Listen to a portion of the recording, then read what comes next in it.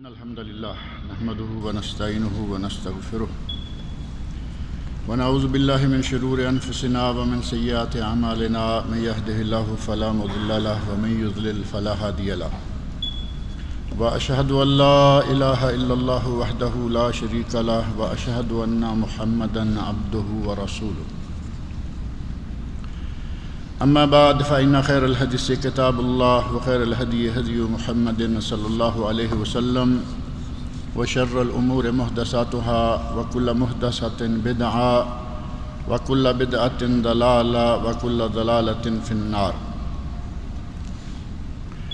رب اشرح لي صدري ويسر لي أمري واحلل عقدة من لساني يفقهوا قولي رب أعوذ بك من همزات الشياطين وأعوذ بك رب أن يحضرون اعوذ باللہ السمیع العلیم من الشیطان الرجیم ومن یطع اللہ والرسول فاولئک مع الذین انعم اللہ علیہم من النبیین والصدیقین والشہداء والصالحین وحسن اولئک رفیقا ذلک الفضل من اللہ وکفی باللہ علیما۔ یہ سورۃ النساء آیت 69 اور 70 69 اور 70 یہ دو آیتیں میں نے پڑھی ہیں۔ ان میں اللہ رب العزت نے ارشاد فرمایا ہے وَمَن يُطِعِ اللَّهَ وَالرَّسُولَ، جو اللہ کی اور رسول صلی اللہ علیہ وسلم کی اطاعت کرے، فَأُولَئِكَ مَعَ الَّذِينَ أَنْعَمَ اللَّهُ عَلَيْهِمْ، اس کا حشر ان لوگوں کے ساتھ ہوگا جن پر اللہ نے انعام فرمایا، اور وہ لوگ کون ہیں؟ من النبیین، انبیاء کرام، والصدیقین، اور صدیقین، والشہداء، اور شہداء، والصالحین، اور نیک لوگ، وحسن اولئک رفیقا، اور یہ کتنا ہی اچھا ساتھ ہے، کتنی ہی اچھی رفاقت ہے۔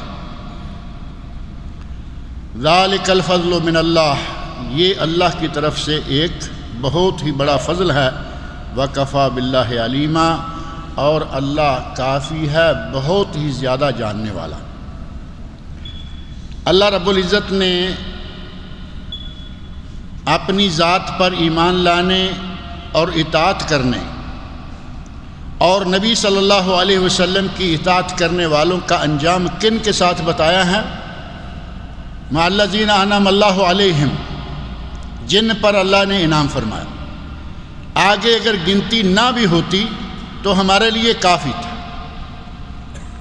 کہ اللہ رسول کی اطاعت کرنے والوں کا ساتھ ہوگا، حشر ہوگا ان لوگوں کے ساتھ جن پر تیرے رب نے انعام کیا،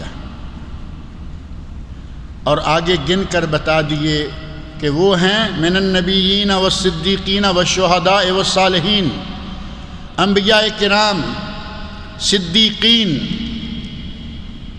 انبیاء تو معروف ہے، ان کے تعارف کی ضرورت نہیں ہے۔ صدیقین کون ہیں؟ ایک تو آپ کے علم میں ہے کہ صحابہ کرام رضی اللہ عنہم میں سے معروف ترین شخصیت، پوری کائنات میں اس وقت اگر صدیق کہیں تو سیدھا ایک ہی شخص سامنے آتا ہے، اور وہ ہیں حضرت ابو بکر الصدیق رضی اللہ تعالی عنہ۔ لیکن ہر وہ شخص جس کا ایمان کمال کے درجے کو پہنچا ہوا ہو اور جس کی اطاعت کا انداز بھی کمال کو پہنچا ہوا ہو، وہ صدیق ہے۔ اور یہ چیز حضرت ابو بکر رضی اللہ تعالی عنہ میں بدرجہ اتم موجود تھی، ایمان اعلیٰ درجے کا، اطاعت اعلیٰ درجے کی، حتیٰ کہ جس وقت مشرکین مکہ نے نبی اکرم صلی اللہ علیہ وسلم سے سنا کہ ان کا ساتھی کہہ رہا میں راتوں رات شام گیا، راتوں رات آسمانوں پر گیا، تو کہا کہ یہ ہر چھوٹی بڑی بات میں تصدیق کرتا رہتا ہے، میں مانتا ہوں میں مانتا ہوں۔ آج پوچھتے ہیں کہ کیا آج بھی مانیں گا؟ آج قابو کرتے ہیں۔ ابو بکر صدیق رضی اللہ عنہ کے پاس گئے، سنا ہے تمہارا ساتھی کیا کہہ رہا ہے؟ انہوں نے کہا کیا کہہ رہا ہے؟ کہتا ہے میں راتوں رات مکہ سے شام گیا، ہم مہینہ بھر سفر کرتے ہیں، تب جا کے شام پہنچتے ہیں، یہ راتوں رات چلا گیا، وہاں ہی نہیں، کہتا ہے آسمان پر بھی گیا۔ حضرت ابو بکر صدیق رضی اللہ عنہ فرماتے ہیں کہ کیا واقعی اس نے یہ بات کہی ہے؟ پکی کر لی پہلے، یہ بات ادھر ادھر سے نہیں، اسی سے سن کر آ رہے ہو؟ کہتے ہیں ہاں، پوچھ لو، اسی نے یہ بات کہی ہے۔ تو ابو بکر صدیق کہتے ہیں اگر اسی نے یہ بات کہی ہے تو میں مانتا ہوں کہ آپ گئے، شام تک بھی گئے، آسمان تک بھی گئے اور سیر کر کے واپس آئے، میرا ایمان ہے۔ ابو بکر صدیق رضی اللہ عنہ کو تبھی سے صدیق ہونے کا خطاب عطا فرمایا گیا۔ لیکن ہر وہ شخص جس میں کمال ایمان موجود ہے، ایمان کمال درجے کا اور اطاعت بھی کمال درجے کی، وہ صدیق ہے۔ اور آپ جانتے ہیں کہ صحابہ کرام رضی اللہ عنہم، تابعین، نیک لوگ، آج تک ان میں ایسے لوگ موجود ہیں کہ ایمان بھی پہاڑوں کی طرح اور اطاعت سرے منہ انحراف نہیں، ذرہ برابر نافرمانی نہیں۔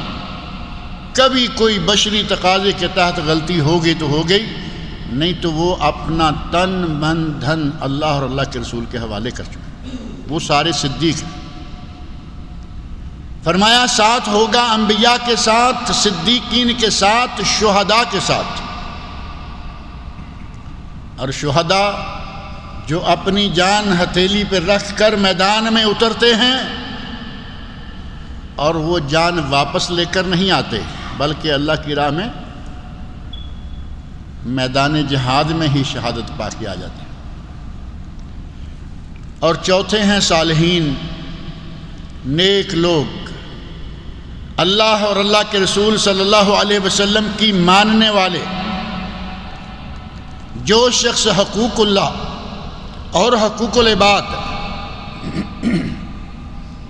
ان دونوں حقوق میں کوئی کمی نہ کرے، وہ صالح ہے، وہ نیک ہے۔ اللہ کے حقوق بھی ادا کرے، بندوں کے حقوق بھی ادا کرے، وہ صالح ہے۔ اور جو حقوق العباد میں گپلا کرتا رہے، نماز پابندی سے، اور جب ترازو ہاتھ میں آئے تو حاجی صاحب دکان تے بیٹھے، بڑی مبارک ہستی ہے، ہلدی دیاں گنڈیاں مہنگیاں نے تے پیٹھی ہوئی ہلدی سستی۔ جب کردار یہ ہوگا تو یہ صالحین میں شمار نہیں ہوگا، اس کا تو حقوق العباد میں بڑا ہی کھاتا خراب ہے۔ پنجابی سمجھ گئے ہیں کچھ یا نہیں؟ کہتے ہیں کہ حاجی صاحب دکان پر بیٹھے ہیں، بڑی مبارک ہستی ہے، ان سے پوچھو کہ ہلدی کی گٹھیاں ایک پاؤ کیسے ہیں تو کہیں گے 10 روپے کا پاؤ، اور یہ پاؤڈر پیسی ہوئی ہلدی یہ 12 روپے، گنڈیاں 10 روپے، پیسی ہوئی پاؤڈر 12 روپے۔ حالانکہ پاؤڈر بنانے میں مشین چلی، محنت ہوئی، اس میں سے کچھ اڑی، یہ ہوا، چاہیے تھا کہ پاؤڈر مہنگا ہوتا، لیکن یہاں پاؤڈر سستا کیوں ہے؟ حاجی صاحب مبارک ہے نا، انہوں نے ہلدی میں کیا کیا کچھ ملایا ہے، اب حاجی جانے اور اس کا رب جانے۔ یہی معاملہ ہمارے یہاں کالی مرچی بیچنے والوں کا ہے۔ کالی مرچی میں کالی مرچی بھی ہوتی ہے، ایک اور دانہ بھی ہوتا ہے۔ کالی مرچی کے وزن سے تھوڑا وزنی، اس سے جسمانی اعتبار سے تھوڑا سخت لیکن کالا، وہ بھی شامل کر دیا حاجی صاحب نے۔ حاجی صاحب جو کچھ کریں ان کی مرضی، سیاہ و سفید دکان ان کی۔ اللہ کے حقوق مکمل ادا کرے، حقوق العباد میں کمی بیشی کرے، صالح نہیں ہے۔ اور جو اللہ کے حقوق ادا نہ کرے وہ تو صالح ہو ہی نہیں سکتا۔ اللہ رب العزت نے ان نیک لوگوں کا ساتھ حاصل ہوگا کب؟ جب اللہ اور اللہ کے رسول کی اطاعت کریں گے، اور اگر نیک لوگوں کا ساتھ چاہیے تو اس کے لیے کیا کرنا ہوگا؟ نیک لوگوں کا ساتھ حاصل ہو جائے تو اس کی برکتیں کیا ہوں گی؟ آپ اس بات کا اندازہ کر سکتے ہیں کہ اگر آپ کی مجلس کسی نیک آدمی کے ساتھ ہوگی، بیٹھنا اٹھنا نیک آدمی کے ساتھ ہوگا، تو آپ کے لیے یہ اندازہ کرنا آسان ہو جائے گا کہ یہ اچھا آدمی ہے۔ کسی کو بھی دیکھا کہ یہ نیک لوگوں کے ساتھ اٹھتا ہے بیٹھتا ہے، کسی نوجوان کو دیکھا کہ یہ 10-5 نوجوان ہمیشہ اچھے تہجد گزار ہیں، نمازوں کے پابند ہیں، باجماعت نمازیں ادا کرتے ہیں، کوئی بھی آدمی فوری طور پر کہہ دے گا کہ یہ ان 10-15 میں سے ایک ہے، یہ اچھا آدمی۔ اچھے لوگوں کے ساتھ بیٹھنے کے نتیجہ میں اچھائی ملے گی، اچھائی کا سرٹیفکیٹ ملے گا، اور اگر برے لوگوں کے ساتھ بیٹھنا اٹھنا ہو گیا تو جو تھوڑی بہت اچھائی ہوگی وہ بھی جاتی رہے گی۔ ہمارے پنجاب میں کہتے ہیں نیکاں دے سنگ لگتے ہیں تیری چولی پھل پئے۔ نیکوں کے ساتھ اٹھنے بیٹھنے سے تیری جھولی میں پھول آئے، اور بریاں دے سنگ لگیاں تیرے پہلے بھی ڈول گئے۔ نیکاں دے سنگ لگیاں تیری جھولی پھل پئے، بریاں دے سنگ لگیاں تیرے پہلے بھی ڈول گئے۔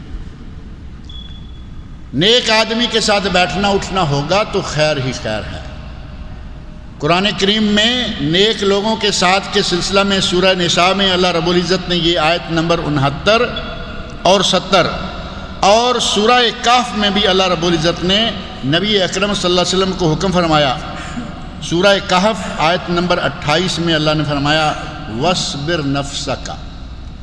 آپ اندازہ کریں کہ یہ حکم کس کو دیا جا رہا ہے؟ نبی صلی اللہ علیہ وسلم کو، اور حکم کیا ہے؟ وَاصْبِرْ نَفْسَكَ مَعَ الَّذِينَ يَدْعُونَ رَبَّهُمْ بِالْغَدَاةِ وَالْعَشِيِّ۔ اے میرے نبی، اپنے آپ کو ان لوگوں کے ساتھ لگائے رکھو۔ کن لوگوں کے ساتھ؟ یدعون ربہم بالغداۃ والعشی، جو صبح شام اپنے رب کو پکارتے رہتے ہیں، یریدون وجہہ، اور وہ اللہ کی رضا چاہتے ہیں۔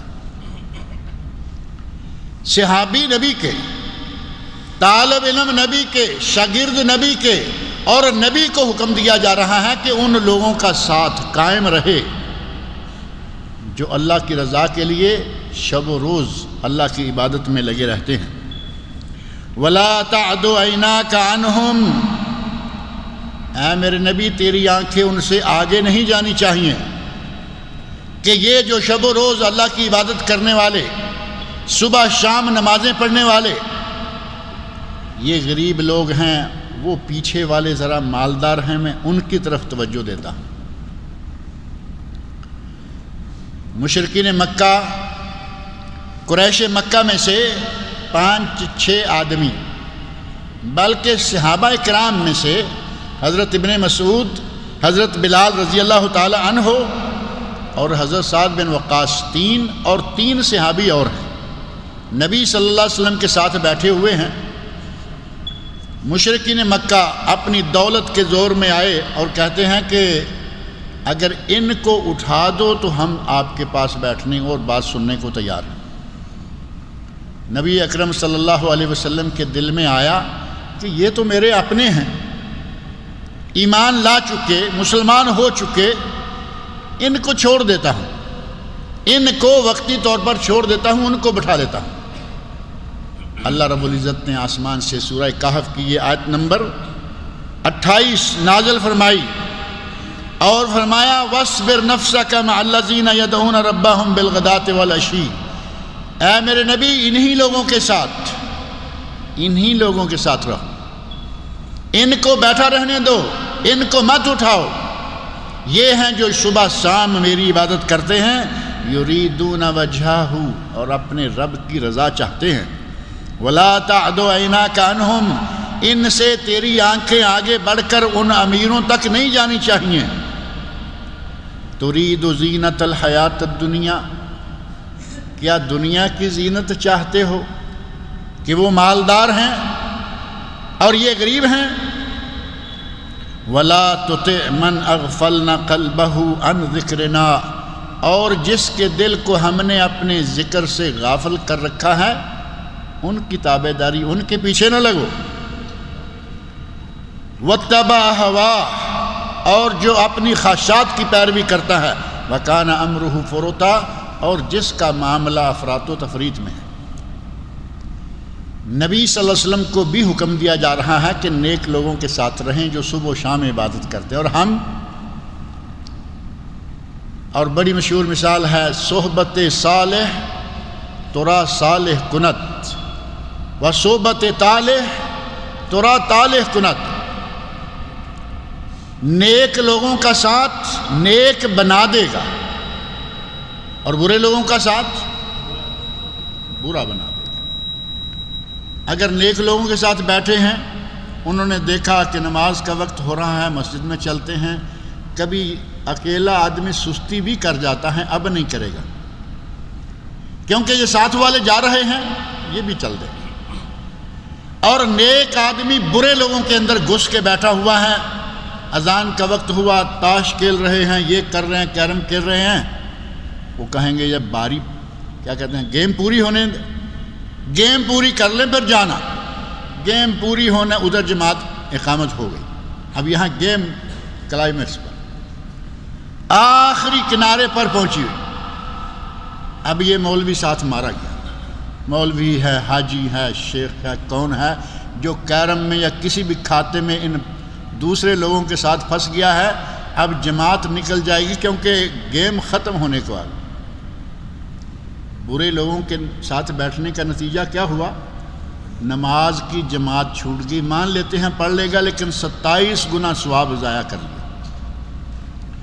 اور آہستہ آہستہ نتیجہ یہ ہوگا کہ یہ نمازیں چھوڑنا شروع کر دے گا، دوسرا کوئی جاتا نہیں، اکیلا میں کیا کروں۔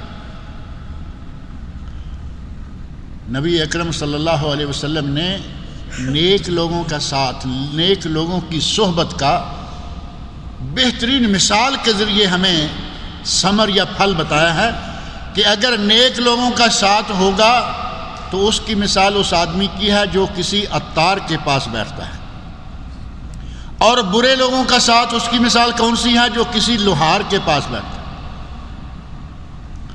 عطار کا کام کیا ہے اور لوہار کا کام کیا ہے وہ تو جانتے ہیں۔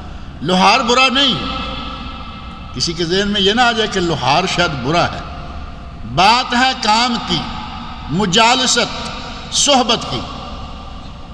نبی صلی اللہ علیہ وسلم ارشاد فرماتے ہیں، صحیح بخاری اور صحیح مسلم میں حدیث موجود ہے، مثل الجلیس الصالح والجلیس السوء، نیک آدمی، نیک ساتھی اور برے ساتھی کی مثال ایسی ہے کہ حامل المسک و نافخ القیر، عطار کی جو خوشبو بیچتا ہے، کستوری بیچتا ہے، اور لوہار کی جو کہ بھٹی جھونکتا ہے۔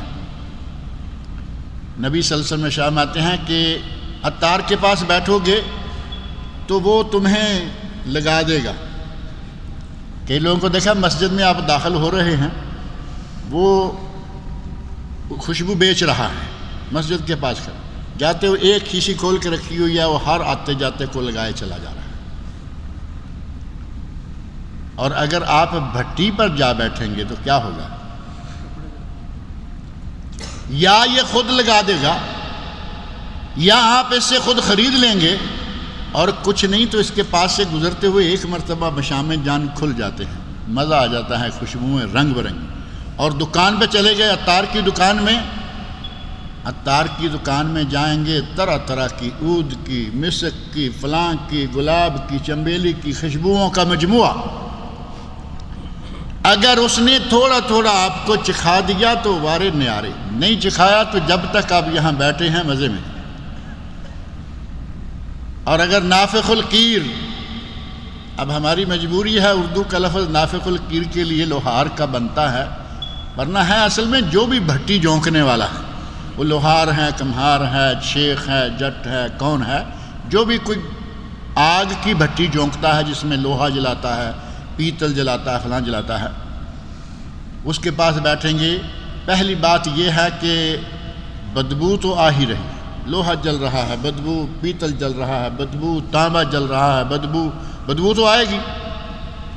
اور اگر کہیں وہ ٹاخ سے کبھی کبھی شرر اڑتا ہے، چنگاری لوہے سے یا کسی چیز سے یا لکڑی سے کوئی زوردار شرر اٹھا، چنگاری اڑی ہوا میں، وہ ایسے آ کے پڑی یہاں، جہاں بھی پڑی وہ اپنا کام کر گئی نا، سارا تو سوٹ نہیں جلے گا لیکن اپنا کام دکھا گئی، ایک سوراخ چھوٹا سا ہو گیا۔ سگریٹ پینے والوں کی بڑی معروف نشانی ہے، اپنے ہی سگریٹ سے کبھی نہ کبھی پتلون کو کبھی کسی جگہ نشانیاں لگائی ہوئی۔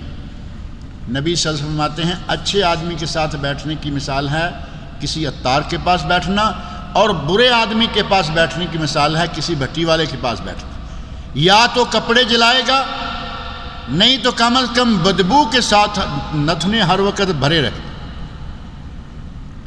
اچھے لوگوں کے ساتھ کی برکتوں کا اندازہ کرنا ہو تو سورہ کہف کے اندر ہی ایک کتے کا ذکر ہے، ایک کتے کا ذکر ہے نا سورہ کہف میں۔ آیت نمبر 18 میں اللہ رب العزت نے فرمایا ہے وَقَلْبُهُمْ بَاسِطٌ ذِرَاعَيْهِ بِالْوَسِيطِ، کہف میں جو لوگ چھپ گئے تھے، فِتْيَةٌ آمَنُوا بِرَبِّهِمْ، کچھ نوجوان جو اللہ پر ایمان لے آئے، اللہ کی ذات پر ایمان لے آئے، حاکم وقت نے لوگوں نے پریشان کیا، یہاں سے نکلے کسی غار میں جا کر چھپ گئے، اور ان کے ساتھ ایک کتا بھی ہے، کتا نجس، کتا حرام، جانور گوشت حرام، منہ کا جھوٹا نجس، اور کسی برتن میں منہ ڈال جائے 7 مرتبہ دھونے کے بغیر وہ پاک نہیں ہوتا، اور صرف 7 مرتبہ پانی سے دھونا کافی نہیں، اولاہن او اخراہن بالتراب، پہلی مرتبہ یا آخری مرتبہ ایک مرتبہ مٹی کے ساتھ رگڑ کر مانجنا ہو۔ کچھ عرصہ پہلے تک ہم سوچا کرتے تھے، لوگ کہا کرتے مٹی کا کیا ہے، اچھی اچھی چیزیں آج نکلی ہوئی ہیں تو پھر مٹی کا۔ ڈاکٹروں نے میڈیکل نے ثابت کر دیا ہے کہ کتے کے منہ سے جو لعاب میں جراثیم ہوتے ہیں ان کو مارنے کا سب سے زبردست ڈٹرجنٹ جو ہے وہ مٹی ہے، سب سے زیادہ مہلک اس کتے کے جراثیم کے لیے مٹی ہے۔ نبی پاک صلی اللہ علیہ وسلم نے 1500 سال پہلے ان ڈاکٹروں کو مات دے رکھی۔ اگر کتے کا جوٹھا پاک کرنا ہے، جراثیموں سے محفوظ کرنا ہے، تو اس کے لیے ضروری ہے کہ پہلے 1 مرتبہ یا آخر 1 مرتبہ مٹی سے مانج دیں اور باقی 6 مرتبہ پانی سے دھو دیں۔ یہ کتا ہے اتنا گندا، لیکن اس کتے کا ساتھ ہو گیا اہل ایمان کے ساتھ، ہے کتا، لیکن قرآن میں اللہ رب العزت نے ذکر کیا وَقَلْبُهُمْ بَاسِطٌ ذِرَاعَيْهِ بِالْوَسِيطِ، جس غار میں یہ لوگ چھپے ہوئے بیٹھے ہیں اس غار کے کنارے پر کتا بھی پاؤں بچھائے بیٹھا ہوا ہے۔ اللہ رب العزت نے اس کتے کا ذکر نجاست سے نہیں کیا، غلاظت سے نہیں کیا، بلکہ ان نیک لوگوں کے ساتھ ذکر کیا ہے، اور ان نیک لوگوں کے ساتھ ذکر بھی اتنا ہی نہیں کہ وہ ان کے دروازے پر بیٹھا ہوا ہے۔ قرآن کریم سورہ کہف میں تھوڑا آگے جا کر 22 نمبر آیت میں اللہ رب العزت نے فرمایا سَيَقُولُونَ ثَلَاثَةٌ رَابِعُهُمْ كَلْبُهُمْ، یہ کہیں گے کہ وہ 3 آدمی تھے، ان کا چوتھا جو ہے وہ کتا تھا۔ وَيَقُولُونَ خَمْسَةٌ سَادِسُهُمْ كَلْبُهُمْ، کچھ کہتے ہیں نہیں وہ 5 آدمی تھے، چھٹا ان کا کتا تھا۔ رجمًا بالغیب، کسی کو پتہ نہیں ہے، ایسے اٹکل بازیاں کرتے ہیں۔ وَيَقُولُونَ سَبْعَةٌ وَثَامِنُهُمْ كَلْبُهُمْ، کچھ کہتے ہیں کہ نہیں وہ 7 تھے، 8واں ان کا کتا تھا۔ قُلْ رَبِّي أَعْلَمُ بِعِدَّتِهِمْ، اے میرے نبی کہہ دیجئے کہ میرا رب جانتا ہے وہ کتنا تھا۔ اب دیکھو کتنا بار بار کتے کا تذکرہ آ رہا ہے، کیوں؟ نیک لوگوں کا ساتھ حاصل ہو چکا ہے۔ یہ قرآن کریم اللہ رب العزت کا کلام ہے، اور یہ گتا ہے۔ ہمارے یہاں پاک و ہند میں جو رواج ہے اس رواج کی بات کرتا ہوں، وہ شریعت نہیں ہے۔ رواج ہے کہ ہم جیسے قرآن کو اٹھاتے ہیں گتے کو چومتے ہیں یا نہیں، گتے کو چوم کر آنکھوں پہ سر پہ لگا کے اس کے بعد پھر کھولتے ہیں۔ یہ رواج ہے، شرعاً یہ ثابت نہیں ہے۔ ہمارے لوگوں کے دل کے اندر قرآن کا پیار اتنا، نبی کا پیار اتنا، نیک لوگوں کا پیار اتنا کہ ہمیں غلو میں داخل کر دیتا ہے۔ نبی کو اللہ سے بڑا بنا دیں، ولی کو نبی سے بڑا بنا دیں۔ ہماری یہ بیماریاں ہیں، اللہ تعالی ہمیں ان سے شفا عطا فرمائے۔ یہ غلو ہے، لیکن در حقیقت اس غلو کے پیچھے کیا ہے؟ عقیدت ہے، محبت ہے، پیار ہے۔ پیار حد سے بڑھ گیا تو وہ پیار نہیں رہا، وہ گناہ ہو گیا۔ قرآن کریم کے ساتھ لگے ہوئے گتے کو چونک رہے ہیں، اور یہی گتا ہی ہوتا ہے، راستے میں پڑا ہے، پاؤں سے ٹھڈا مارتے ہیں ایک سائیڈ میں یہ کارٹون ہو جائے۔ وہ بھی تو گتا ہے نا، یہ بھی گتا ہے، لیکن اس گتے کو اللہ کے کلام کا ساتھ مل چکا ہے، اللہ کے کلام پر یہ لگ چکا ہے۔ اس کی عظمت گتے کی نہیں، اس کے اندر جو کچھ ہے، ان دو گتوں کے درمیان جو کلام الہی ہے، عظمت اس کی ہے۔ نیک لوگوں کا ساتھ ہوگا تو گتے کو بھی مقام مل گیا، کتے کو بھی مقام مل گیا۔ نیک لوگوں کے ساتھ رہیں گے، اسی طرح اللہ رب العزت مقام عطا کرتا ہے۔ نبی اکرم صلی اللہ علیہ وسلم نے مثالیں دے دے کر بتایا اور فرمایا المرء علی دین خلیلہ، لوگو بندہ اپنے دوستوں کے دین کے مطابق ہی ہوتا ہے، اپنے دوست کے دین پر اس کا دین ہوتا ہے۔ اور ساتھ ہی ارشاد فرمایا کہ دیکھو، خیال رکھو کہیں ایسا نہ ہو کہ کسی کو بھی اپنا دوست بنا لو۔ فَلْيَنْظُرْ أَحَدُكُمْ مَنْ يُخَالِلْ، دیکھو کہ دوست کس کو بنانا ہے، ساتھ کس کا لینا ہے، کس کے ساتھ اٹھنا بیٹھنا ہے۔ اگر اچھے لوگوں کا ساتھ ہوگا اچھے رہیں گے، برے لوگوں کا ساتھ ہوگا برے ہو جائیں گے۔ نبی اکرم صلی اللہ علیہ وسلم نے ارشاد فرمایا المرء مع من احب، بندہ اسی کے ساتھ ہوگا جس کے ساتھ اس کی محبت ہوگی۔ قرآن کریم میں اللہ نے بتایا من نبیین والصدیقین والشہداء والصالحین، اور نبی صلی اللہ علیہ وسلم فرماتے ہیں کہ بندے کا حشر اس کے ساتھ ہوگا۔ اور یہ حدیث کب اور یہ قرآن کریم کی آیت کب نازل؟ نبی اکرم صلی اللہ علیہ وسلم تشریف فرما ہے، صحابی کہتا ہے یا رسول اللہ، میں اپنے گھر میں اپنے بال بچوں کے ساتھ بڑا پرسکون ہوتا ہوں، لیکن اچانک مجھے آپ کی یاد ستاتی ہے، میں بال بچوں کو چھوڑ کر بھاگ آتا ہوں آپ کی زیارت کرنے کے لیے۔ آپ صحابہ کرام رضی اللہ عنہم کی محبت کا اندازہ کریں۔ ہم جلسہ چھوڑ کے بھاگ جاتے ہیں، درس چھوڑ کے بھاگ جاتے ہیں، نماز سے ایسے آٹم پاٹم بھاگے جا رہے ہیں، گھر میں جاتے ہیں بچوں کے ساتھ تھوڑا بیٹھ لیں، نماز کا بھی تیا پانچا کر دیتے ہیں۔ بھائی عشاء اور مغرب کے درمیان تھوڑا جا کے کھانا کھا کے بچوں کے ساتھ کھیل کے آ جائیں گے، نماز کو بھی ایسے لپیٹا، تھوڑا سا وقت باقی ہے جا کے آ۔ صحابی کہہ رہا ہے کہ میں بچوں میں ہوتا ہوں بڑے مزے میں، لیکن جیسے ہی مجھے آپ کی یاد ستاتی ہے میں فوراً بچوں کو چھوڑ کے بھاگ آتا ہوں، آپ کی آ کے زیارت کرتا ہوں۔ یا رسول اللہ، مجھے یہ تو معلوم نہیں کہ میں جنت میں جاؤں گا یا نہیں، لیکن اگر میں جنت میں چلا بھی گیا تو میں کہاں اور آپ کہاں، میری زیارت کا کیا بنے گا؟ میں تو بچ نہیں سکتا، میرا تو بچنا محال ہے آپ کو دیکھے بغیر، وہاں کیسے گزر ہوگی؟ تو نبی اکرم صلی اللہ علیہ وسلم فرمایا المرء مع من احب،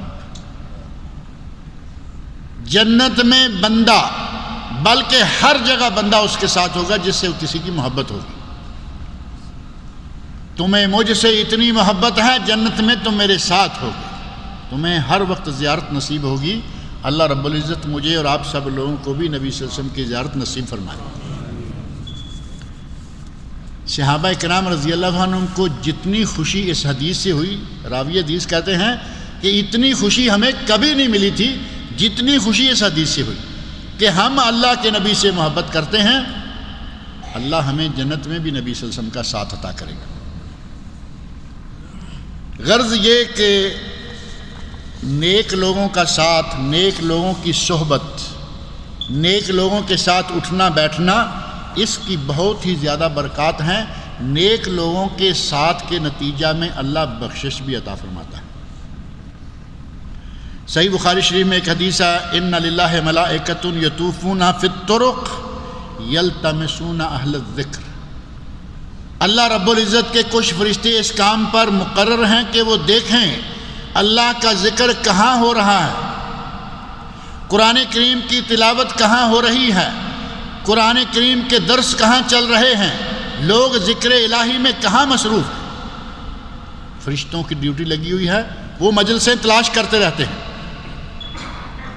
اور بالآخر فرشتے ایک مجلس کو پاتے ہیں، اللہ پوچھتا ہے کہ بتاؤ اس مجلس والے، جگہ جگہ یہ مجلسیں موجود ہیں، ایک فرشتوں کی جماعت دیکھ کے جاتی ہے، کہتی ہے یا اللہ تیرے کچھ بندوں کی مجلس گئے دیکھی، تو اللہ نے پوچھا کہ وہ کیا کر رہے تھے؟ فرشتے کہتے ہیں یسبحونک ویکبرونک ویحمدونک ویمجدونک، تیری تسبیح سبحان اللہ الحمدللہ، تیری تکبیر اللہ اکبر اللہ اکبر اللہ اکبر، یحمدونک تیری تعریف الحمدللہ الحمدللہ الحمدللہ، یہی ہے نا ہماری تسبیح، سبحان اللہ الحمدللہ اللہ اکبر، تسبیحات بیان کر ویمجدونک، اور تیری بزرگی بیان کر رہے، تمجید بیان کر رہے تھے، تیری بڑائی بیان کر رہے تھے۔ اللہ رب العزت کہے گا کہ میں نے، گواہ رہو کہ میں نے ان کو بخش دیا، اے میرے فرشتوں گواہ رہو کہ میں نے ان کو بخش دیا۔ یہ تو وہ ہیں جو باقاعدہ نیت کر کے ذکر کے لیے بیٹھے ہوئے تھے۔ فرشتے کہتے ہیں یا اللہ فلان لیس منہم انما جاء لحاجہ، اے اللہ ایک آدمی ان میں سے نہیں ہے، وہ ان میں سے نہیں، وہ اپنے کسی کام سے آیا تھا۔ ایک آدمی اندر بیٹھے ہوئے لوگوں میں سے کسی سے کام تھا، اب باہر دھوپ ہے، وہ کہتا ہے کہ میں اندر جا کے بیٹھ جاتا ہوں، مجھے تو اس کو ساتھ لے کے جانا ہے، یا جیسے ہی دیکھوں گا کہ فلاں جگہ بیٹھا ہوا ہے جا کے اس کے پاس کان میں کانا پھوسی کروں گا، اس کو بھی اٹھا لوں گا۔ فرشتے کہتے ہیں یا اللہ ان میں وہ آدمی بھی تھا جو ذکر کے لیے نہیں آیا بلکہ وہ اپنے کام سے آیا تھا۔ تو اللہ رب العزت کیا کہیں گے؟ وَلَهُ قَدْ غَفَرْتُ، میں نے اسے بھی بخش دیا، میں نے اسے بھی بخش دیا۔ اور کیوں؟ ہم القوم لا یشقی بہم جلیسہم، یہ وہ لوگ ہیں کہ جن کے ساتھ بیٹھنے والا بھی کوئی بدبخت نہیں رہ سکتا، بیٹھے گا تو وہ بھی خوش بخت ہو جائے گا، خوش نصیب ہو جائے گا۔ نیک لوگوں کی مجلس کی برکتیں اس طرح نبی اکرم صلی اللہ علیہ وسلم نے مختلف طریقے سے بتائیں کہ ان کے ساتھ بیٹھنے سے مغفرت حاصل ہو جاتی ہے، اور ان کے ساتھ بیٹھنے سے اللہ جنت عطا کر دیتا ہے۔ لہٰذا کوشش کرو کہ اچھے لوگوں کی مجلس جو ہے وہ اختیار کیا کرو۔ اچھے لوگوں کو دیکھنے سے اللہ یاد آتا ہے، اللہ کی یاد، اللہ کا تذکرہ، اللہ کا ذکر۔ اولیاء اللہ کی پہچان ایک مسند بزار کی حدیث ہے، اس میں یہ بتایا گیا ہے اولیاء اللہ الذین اذا رؤوا ذکر اللہ، اللہ کے ولی وہ ہیں کہ جب ان کو دیکھا جائے تو اللہ یاد آ جائے۔ اللہ کے ولی وہ ہیں کہ ان کو دیکھا جائے تو اللہ یاد آ جائے، اور جسے دیکھنے کے ساتھ ہی کسی شیطان کا تصور سامنے آ جائے تو وہ کیا ہوگا؟ اللہ کا ولی ہوگا، وہ شیطان کا ولی ہوگا۔ اللہ کے ولی وہ ہیں جنہیں دیکھیں تو اللہ یاد آئے، اور جنہیں دیکھنے سے اللہ یاد آ جائے گا ان کے ساتھ بیٹھنے سے کتنی برکتیں حاصل ہوں گی۔ نیک آدمی کے ساتھ بیٹھنا، نیک آدمی کے ساتھ اٹھنا، یہ انتہائی بابرکت ہے۔ حضرت علی بن ابی طالب رضی اللہ عنہ بیان فرماتے ہیں، کہتے ہیں کہ نیک لوگوں کے ساتھ بیٹھا کرو، یہ دنیا میں بھی اور آخرت میں تمہارا اسلحہ ہے۔ نیک لوگ تمہارا اسلحہ ہیں، دنیا میں بھی آخرت میں بھی، اور ان کی وجہ سے آخرت میں نجات بھی ہو جائے گی۔ قرآن کریم میں سورۃ الشعراء آیت نمبر 100 اور 101 میں جو اہل جہنم ہیں وہ کہیں گے فما لنا من شافعین، اب ہمارا کوئی سفارش کرنے والا نہیں ہے، ولا صدیق حمیم، اور آج ہمارا کوئی اچھا دوست بھی نہیں، گہرا دوست بھی کوئی نہیں، نہ وہاں کوئی سفارش کرنے والا پہنچے گا جہنم۔ نیکی جنت، اس کا حصول اگر مطلوب ہے تو اس کے لیے نیک لوگوں کا ساتھ چاہیے، دوسرے لوگ جو ہیں وہ آپ کا کوئی ساتھ نہیں دیں گے۔ اور اگر برے لوگوں کی صحبت کا اندازہ کرنا ہو تو ایک ہی واقعہ صرف موجود ہے، اور بڑا مشہور و معروف واقعہ ہے۔ نبی اکرم صلی اللہ علیہ وسلم اپنے انتہائی شفیق، انتہائی معاون، اپنے دل و جان قربان کرنے والے چچا ابو طالب کے پاس بیٹھے ہوئے ہیں۔ نبی اکرم صلی اللہ علیہ وسلم کہتے ہیں، چچا جان میرے سامنے ایک مرتبہ، میرے سامنے صرف ایک مرتبہ لا الہ پڑھ دو، لا الہ الا اللہ کہہ دو، میں اللہ کے سامنے دلیل کے طور پر، حجت کے طور پر پیش کروں کہ میرے چچا نے کلمہ پڑھا۔ اب تو آخر ہو گئی نا، مرنے کے قریب، مرگ الموت، ایک مرتبہ کلمہ پڑھ۔ اور جب نبی صلی اللہ علیہ وسلم وہاں پہنچے ہیں تو اس وقت وہاں اور بھی ایک پارٹی بیٹھی ہوئی تھی۔ وہ پارٹی آپ کو معلوم ہے نا کون سی؟ ایک ابو جہل تھا اور دوسرا عبداللہ بن ابی امیہ بن مغیرہ، مشرکین کے سردار دونوں، یہ دونوں بیٹھے ہوئے ہیں۔ نبی صلی اللہ علیہ وسلم نے جا کے یہ بات کہی تو وہ کہتے ہیں، دیکھو ابو طالب، کہیں ایسا نہ ہو کہ جاتے جاتے باپ دادے کا دین چھوڑ دو، بھتیجے کے پیچھے نہ لگ جانا۔ نبی صلی اللہ علیہ وسلم کہہ رہے ہیں چچا کلمہ پڑھ لو، وہ بدبخت کہہ رہے ہیں کہ دیکھو ابو طالب کلمہ نہیں پڑھنا۔ اور نتیجہ کیا ہوا؟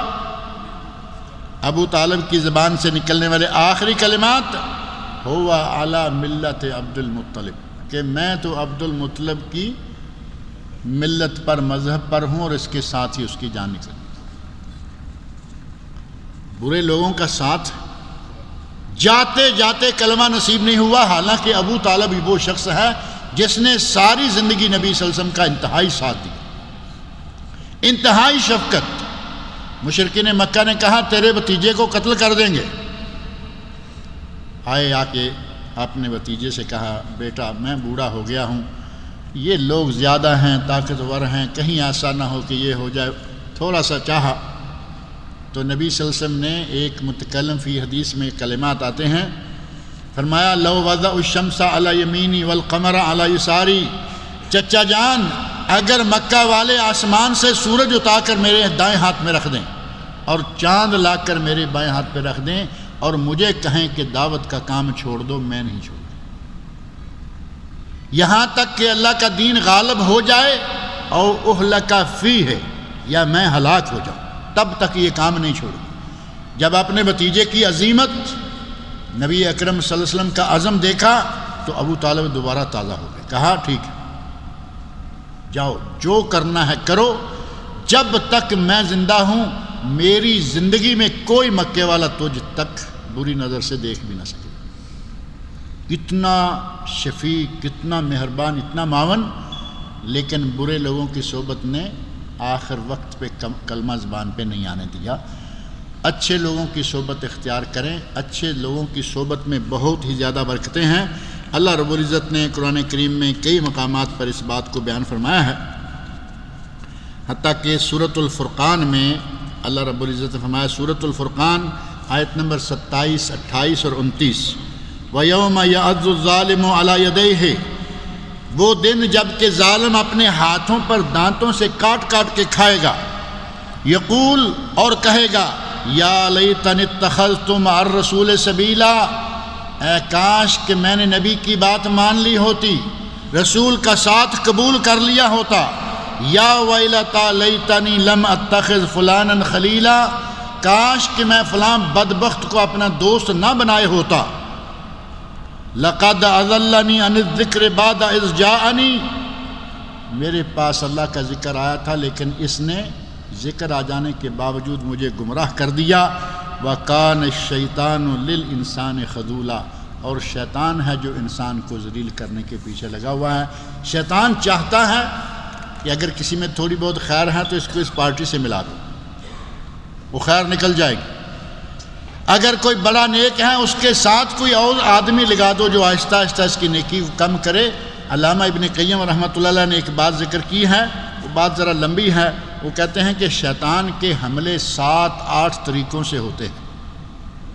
سب سے پہلا، بندے کو کافر کر دو، دوسرا مشرک کر دو، تیسرا بدعتی بنا دو، چوتھا اس کو بڑے بڑے نیک اعمال کرنے سے روک دو، پانچواں چھوٹے چھوٹے اعمال پہ لگا دو، چھٹا یہ کہ اس کو مستحبات کے پیچھے لگا دو، بڑی بڑی باتیں چھوڑ دے گا۔ پھر وہ کام جن کے بارے میں کہا جاتا ہے کہ یہ مباح ہے، نہ کرنے میں نیکی نہ چھوڑنے میں گناہ ہے، اس میں ڈال دو۔ شیطان مختلف طریقوں سے انسان کو اصل دین سے ہٹا کر ان خرافات کی طرف لے جانے کی کوشش کرتا ہے۔ ہمیں چاہیے کہ کوشش کر کے اپنے آپ کو نیک لوگوں کے ساتھ رکھیں، نیک مجلسوں میں بیٹھا اٹھا کریں۔ انشاءاللہ العزیز اللہ رب العزت جنت میں انہی نیک لوگوں کے ساتھ ہمیں اکٹھا کر لے گا۔ اللہ رب العزت ہم سب کو نبی صلی اللہ علیہ وسلم کی زیارت نصیب فرمائے۔ اللہ تعالی ہم سب کو جنت کا وارث بنائے۔ توکل اللہ کے موضوع پر اور اعمال برباد کرنے والے افعال کون کون سے، نیک اعمال کو برباد کرنے والے افعال کون کون سے ہیں، یہیں کے 2 درس ہیں DVD کی شکل میں، جن کو چاہیے یہ کاشف صاحب سے لے سکتے ہیں۔ کہتے ہیں کہ میری ساس کا انتقال ہو گیا ہے، دعا کریں کہ اللہ رب العزت محمد عمران ہیں، اللہ تعالیٰ ان کی ساس کی مغفرت فرمائے، اس کی بشری کوتاہیوں کو اللہ تعالیٰ معاف کرے، اللہ تعالیٰ ان کو جنت الفردوس میں اعلیٰ مقام عطا فرمائے۔ جناب اسماعیل صاحب کے والد کا انڈیا میں انتقال ہو گیا ہے، دعا کریں کہ اللہ رب العزت ان کی مغفرت فرمائے، ان کی بشری کوتاہیوں کو اللہ تعالیٰ معاف کرے، اللہ تعالیٰ ان کو جنت الفردوس میں اعلیٰ مقام عطا فرمائے۔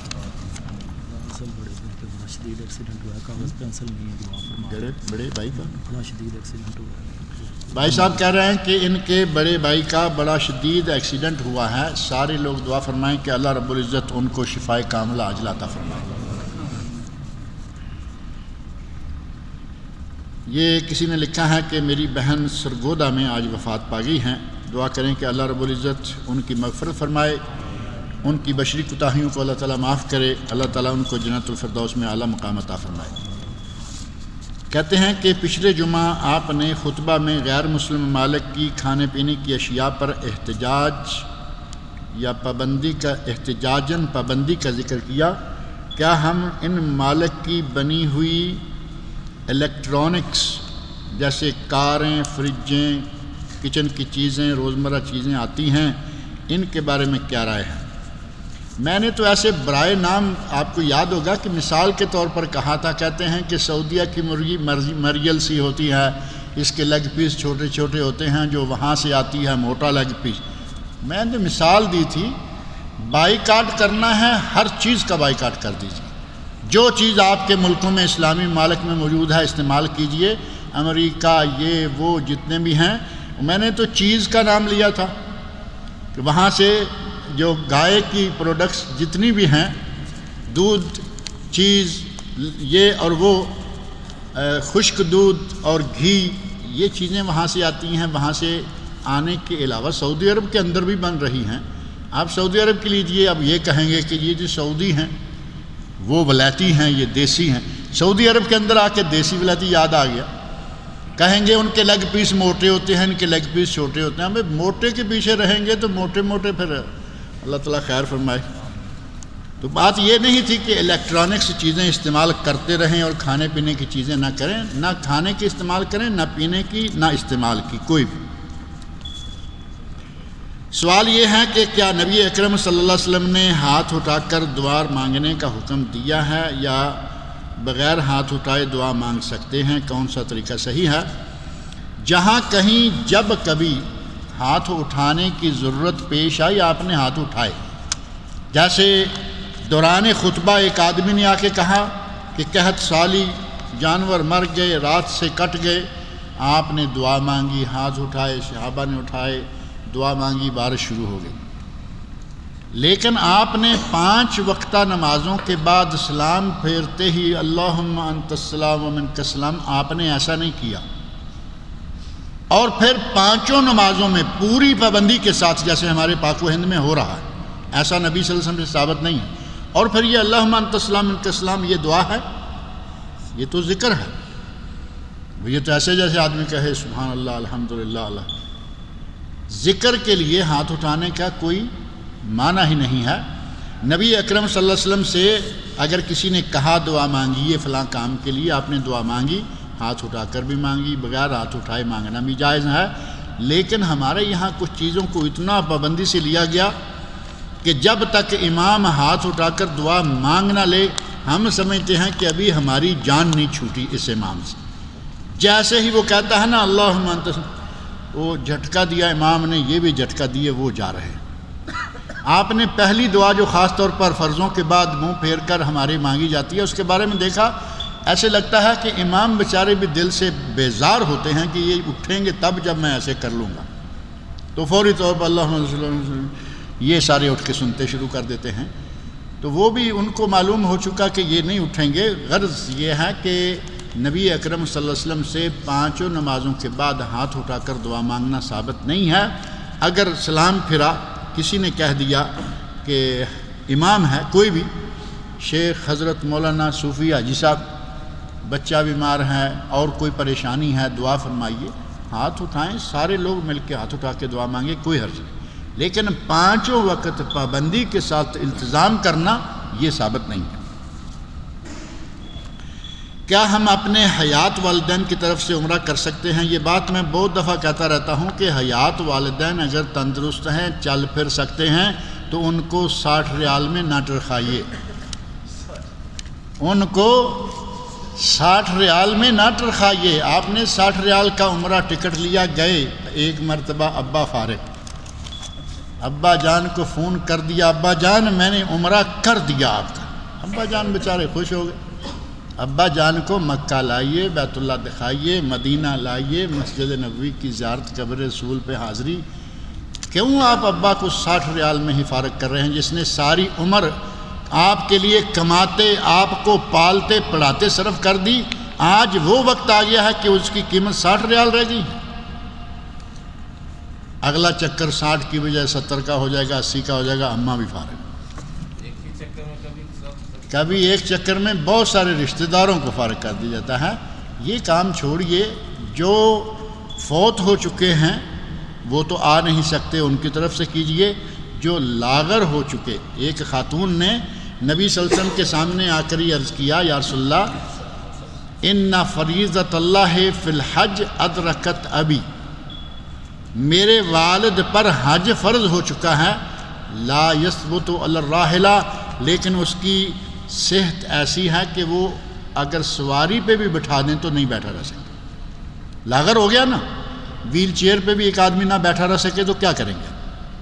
کئی لوگ ایسے ہیں گردن نہیں رکتی، کمر نہیں رکتی، بالکل بے جان ہیں، ان کو نہ آپ کرسی پہ بٹھا کے کچھ کرا سکتے ہیں نہ سواری پہ۔ اس کی طرف سے کیجئے، چاہے وہ زندہ ہیں اور وہ چاہے 10 20 50 سال زندہ رہیں، ان کی طرف سے جب چاہے عمرہ کیجئے، جب چاہے حج کیجئے۔ لیکن تندرست و توانا والدہ والد دونوں پیچھے 2 4 بھینسیں رکھی ہوئی ہیں، دودھ پلاتے ہیں آپ کے بچوں کو، بیوی کو، اور آپ یہاں 60 ریال میں ابا کو فارغ کیے جا رہے ہیں۔ اللہ تعالیٰ مجھے اور آپ سب لوگوں کو اپنے والدین کی خدمت کرنے کی توفیق عطا فرمائے۔